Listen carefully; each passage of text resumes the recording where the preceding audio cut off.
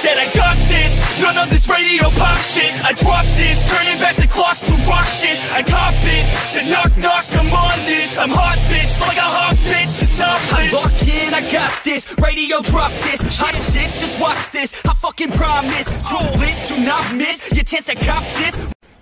Hey everybody, and welcome to the new version of FGFL19. After the changes, we are finally ready. We will get week 1 going. It is the Nighthawks and the Express. And here are the Express. Aaron Rodgers downfield to Tyreek Hill, and he is going to score. Huge touchdown, 66 yards, and the Express strike first 7-0. Then Cam Newton on the Nighthawks' first possession over to Davante Adams. That would pick up a first down. Now on 3rd and 6 over to Avery, and that's going to pick up a first down as he rumbles inside the 10-yard line.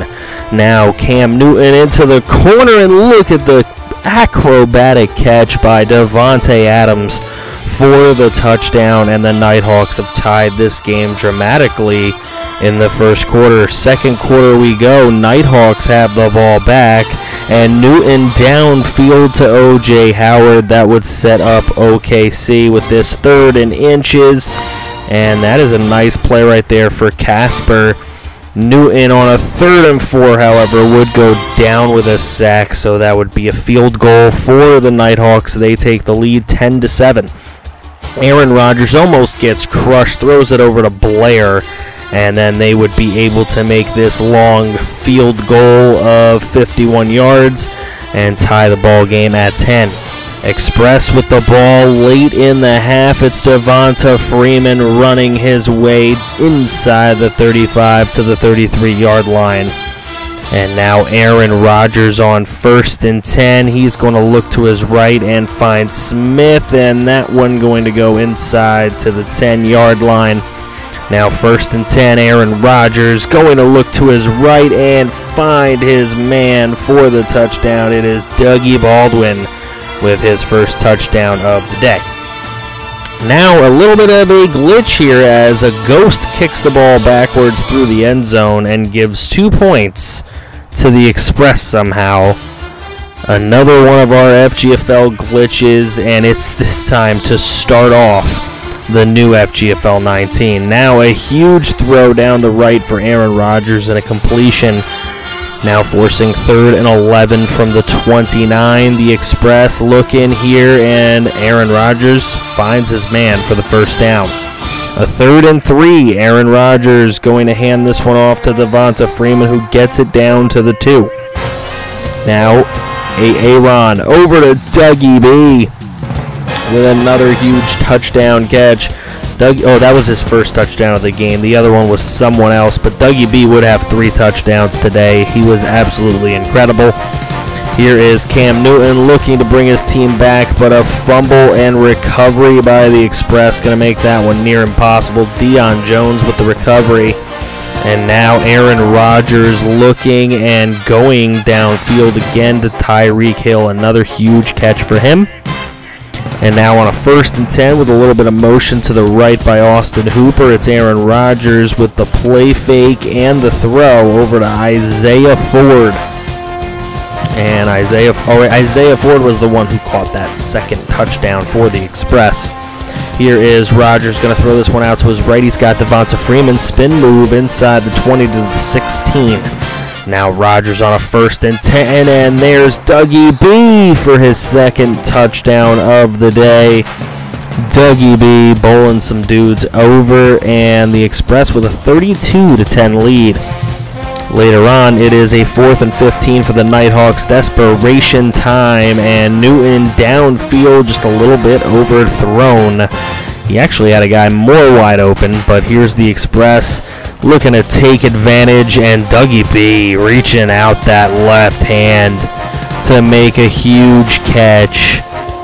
And the Express will win this one by a score of 39-10. Aaron Rodgers, a huge game. 5 touchdowns, no picks. Cam Newton had a touchdown, no interceptions. It just was a little too pedestrian to take on this Express team today. Rushing game, Devonta Freeman was very good. Tyreek Hill, 124 and a touchdown. Dougie B, 92 and 3 scores. Absolutely ridiculous. Devontae Adams had a score. Isaiah Ford had a score. Looking at the defense, Blackwell, Beasley with a sack apiece. No interceptions, and 2 forced fumbles by Keanu Neal. 1 recovered by Vic Beasley and 1 by Deion Jones. Moving on to game number 2, it is the Houston Oilers and the Mexico City Golden Eagles. Here is a division rivalry, and it is going to be Blake Bortles getting the first strike over to Jordan Hill for the touchdown, and they will take a 7-0 lead here in Houston. Well, for Houston, here in Mexico. And there's a huge throw by Jameis Winston to Fraser Oliver. And Fraser Oliver going to have his first touchdown of the year. It's a huge one, and it'll tie the game. Mexico City would get a field goal later on. And now looking again, and it's Fraser Oliver for the second time today. Making another huge catch, just running them streak routes all day long. 17-7 lead. Blake Bortles looking with 13 seconds in the half. Nice throw down the sideline. That would set up this very next play. Bortles on the slant, going to throw that one and complete it for the touchdown. And now a 14-17 game here in the second half, where Jameis Winston going to find Mike Evans down the center of the field. Now Bortles on a 3rd and 10. Going to get hit as he throws, but complete it to Alshon Jeffrey. Now 1st and goal, it is Bortles with the play fake and the throw and the completion to Hill once more for his 2nd touchdown of the day, and that one going to put the Oilers on top by a singular point. Now here is Bortles. He's going to throw this one to Hill, and Hill stumbling inside the 25, setting up a field goal, giving them a 4-point lead, but Winston isn't done as he throws to Fraser Oliver right there. And now 1st and 10 from the 45. He's going to throw this one over to his tight end Finley. And now Winston to Fraser Oliver for the 3rd time today. His 3rd receiving touchdown gives Mexico City the lead once more. And now Bortles to his newly converted tight end Harrison on a 3rd down for a 1st down. With just about a minute remaining, there's a nice completion to Smith by Bortles. And now Bortles on a 2nd and 10, going to throw this one, and that one is also complete to that makeshift tight end Harrison. Now 2nd and 10, and big time sack by Quan Alexander, his 2nd of the day. But Bortles on a 3rd and 23 gets it to Bryson Mitchell, but it'll be 4th and inches, and the Oilers will get the game-tying field goal. We go to overtime. In overtime, Golden Eagles, there's Tevin Coleman picked up for Tyreek Hill, who you saw in the earlier game. He would fumble. Ken Crawley would pick it up. They would review it. You could see his knee hits the ground. Tevin Coleman does not fumble, so Golden Eagles remain with the ball. On a 3rd and 7, there's Mike Evans to midfield, looking good for the Golden Eagles until Tevin Coleman popped again and another fumble. The other one didn't count. This one will. Trey Boston picks it up for the Oilers, and they go the other way. 3rd and 2, there's Bortles throwing it over to Cameron Meredith, who has got it into field goal range. Long field goal range, but it's there. 1st and 10, Bortles going to get smacked by Jalen Watkins. But on a 3rd and 7, Bortles screenplay to Bryson Mitchell, who will not get away, but he will pick up 2 yards, making this a 49-yarder for the win. And it is good. The Houston Oilers take down the Mexico City Golden Eagles. Good play from both quarterbacks. Jameis Winston, 3 touchdowns and a pick. Bortles, 3 touchdowns, no picks. Almost the exact same yardage and completion percentage. So very good games by both of these type of quarterbacks. Bryson Mitchell with 80 yards. Tevin Coleman was not good today. Frazier Oliver, 157 yards and 3 touchdowns. He was absolutely incredible. Mike Evans had a lot of yardage as well. Cam Meredith did his part, so did Harrison. Josh Hill had the 2 touchdowns, and Alshon Jeffrey himself had a touchdown as well. Into the defensive end of things, 2 sacks for Okafor Spence and Quan Alexander. Big game here. That was a barn burner. Checking out the rest of the games for week number 1. Look at the Austin Bats, able to get a victory against the big bad London Black Knights, 27-24 in overtime. How exactly did it happen? Well, Matthew Stafford, 3 touchdowns, did throw an interception. Brody Johnston with a touchdown, no interceptions. Saquon Barkley would run for 92, but the combination of Rashad Penny and Javonte Spearman would run for 97 yards in this game. Receiving wise, look at Houston Potter, the tight end. Huge game, 97 yards, 2 scores. J.J. Nelson also with a score. The whole receiving touchdown for the Black Knights was a Max Williams touchdown, of all things. On the defensive end of this game, just 1 sack, and it came from the Bats. A half for Lippett and a half for Cameron Jordan. Interception by Sam Beal of the London Black Knights. And as far as fumbles, there absolutely were none. The Chicago Blues take down the Columbus Caps. Caps had a 14-9 halftime lead, but they were shut out in the second half, 16-0, and the Blues end up with a win here. It would be 1 touchdown, no interceptions for Dak Prescott. Russell Wilson, 1 touchdown, 1 pick, and Andrew Palmer got in there for 2 throws, so hopefully nothing too serious for Russell Wilson. Joe Mixon ran for 78 yards. Kareem Hunt, 53 and a score. Eric Waddle, 29 and a score for him. In the receiving department, Calvin Ridley had 96 yards. Jared Laurie had 82 and a touchdown. And Stephon Diggs with 62 and a score of his own.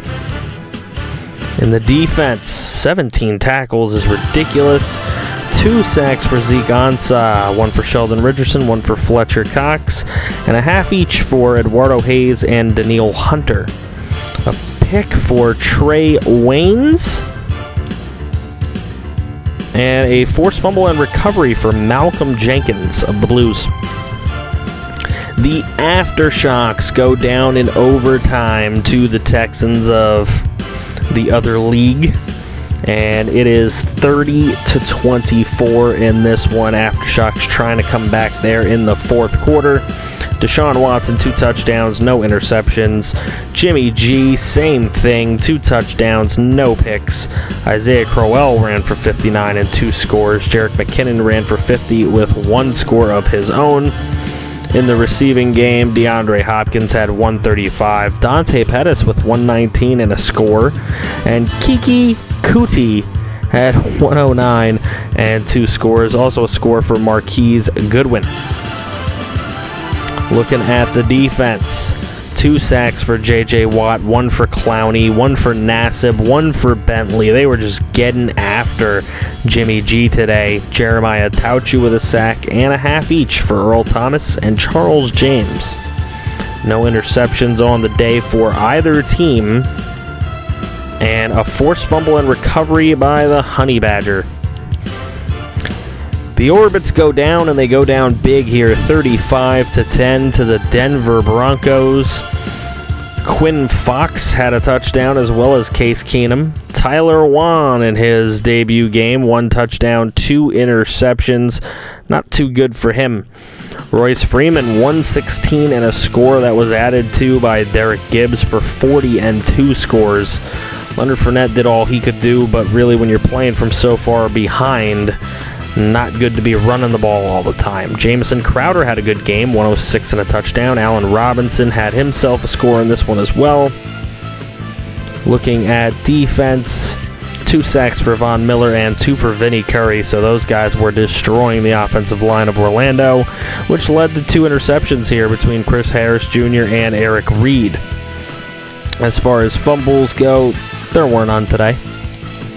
Hashtag Get Horny starts early as the Dublin Antlers thrashed the Oakland Raiders 47-28, taking a 24-7 lead into halftime and never letting up.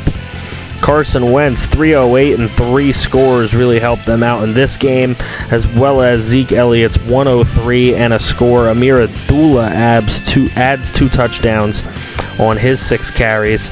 But if you look at the receiving end of things, Michael Gallup was huge with 114 and 2 scores. Laverne was very nice for a rookie tight end, but Zeke Elliott also adding a receiving score.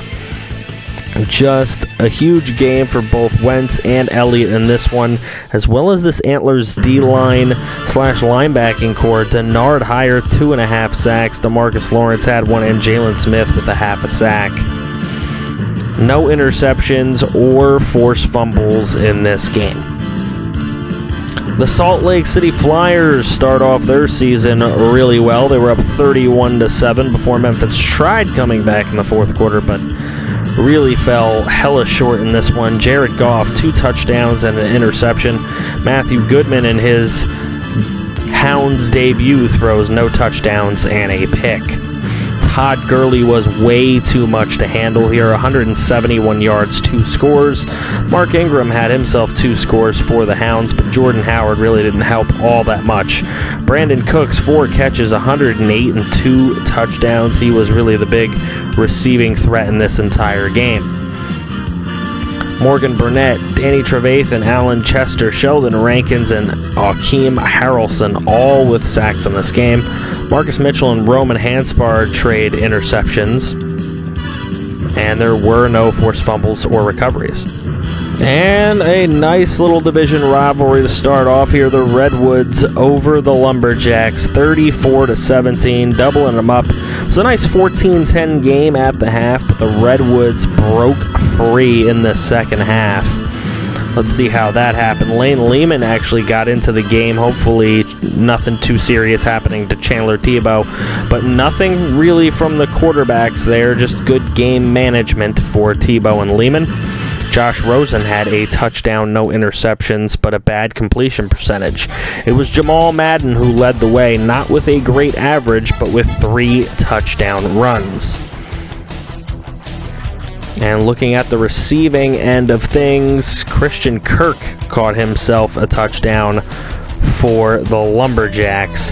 I want to know how all these points got put up for the Redwoods, though. KJ Wright with a sack. There's a couple sacks there for the Lumberjacks. Daniel Payne, Robert Quinn, and a half for Stroman and Mingo. No interceptions were had. So where did all the points come from? No fumbles. Did we get a... there was probably a lot of kicking. Yeah, there was 2. There was 4 extra points. So where'd the touchdowns come from? They're not saying punt return. I know there was 3 for Madden. There should have been 1 more touchdown. Josh Rosen ran a 0-yard touchdown, and there should be 1 more touchdown for the Redwoods then. You would think. Don't know where it came from. With that being said, here are your weekly award winners. Aaron Rodgers taking it home for the FGFL division there. 23 of 30 for 324 and 5 touchdowns. Beal on the defensive side with 5 tackles and a pick 6 for the London Black Knights. Over on the other side, it is Brooklyn Beats Vasu Sharma, who took down the Mounties with 281 yards and 6 passing touchdowns. And then it was Chris Harris Jr. with 9 tackles and an interception. We'll quickly run through here and see if there are any injuries. It'll probably be mostly computer teams, but there's a slight possibility somebody might have lost someone along the way. So far, CPU being nice. Ravens lost a guy. No one really cares. Yep, CPU nice so far, as well as far as injuries. All right, really quickly, what is available for you guys to pick up? Remember, do not be claiming people that are already on practice squads. Thank you very much. Do not want to see that happening. Happens way too much. You cannot claim people that are on other people's practice squads. You know this. So pay attention. Rewatch the video if you must, and don't do it.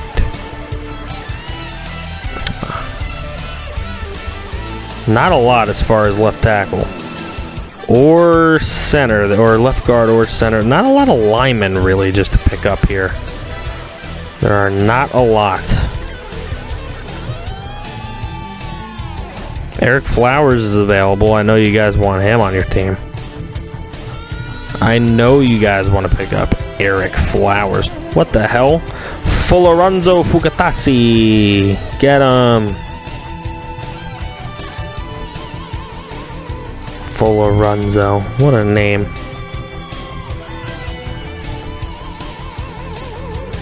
Remember, picking up anybody on waivers means that you may not cut them or trade them. That's not what we're doing with waivers. Waivers are to fill out your rosters and make them deep, not to trade them away. As a reminder.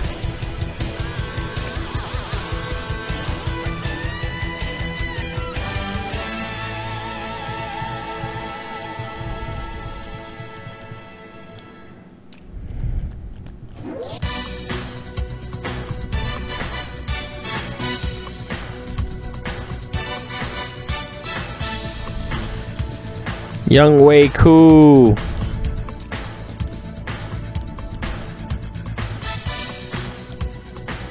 Okay, that's waivers.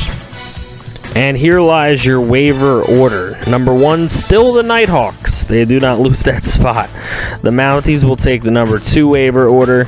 Number 3 will be the Orbits. Number 4, the Lumberjacks. Number 5, the Hounds. Number 6, the Caps. Number 7, the Aftershocks. Number 8, the Golden Eagles. Number 9, the Black Knights. Number 10, the Antlers. Number 11 will be the Bats. Number 12, the Express. Number 13, the Oilers. Number 14 will be the Blues. Number 15 will be the Flyers. And the last waiver order will be the Redwoods. Alrighty. That's going to be it for this video. I will leave you guys with a quick run through of this coming week's schedule, as we will now decide what games we want to see. We're going to have the Blues taking on the Oilers, but we just watched the Oilers, so I prefer that game is not one that we pick. We are going to have the Aftershocks and the Orbits. We're going to have the Golden Eagles and the Black Knights, even though we just watched the Golden Eagles. We're going to have the Redwoods and the Caps. We're going to have the Bats and the Express, though we just watched the Express. We're going to have the Antlers and the Mounties.